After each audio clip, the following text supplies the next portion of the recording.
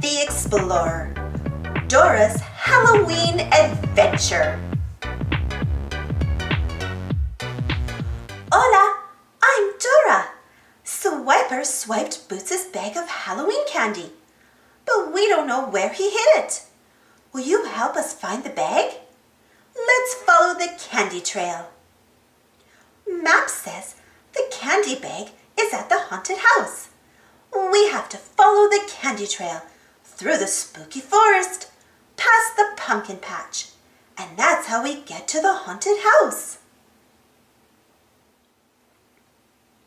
We're at the spooky forest. Do you see any candy?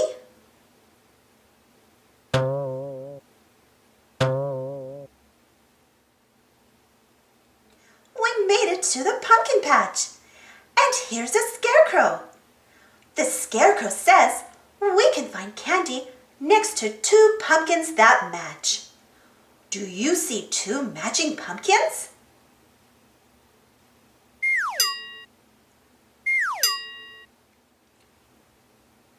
Look, the candy trail leads right up to the door of the haunted house. Let's go inside and find Boots' candy. There's a ghost inside the haunted house. The ghost has an orange tail. I don't think that's really a ghost.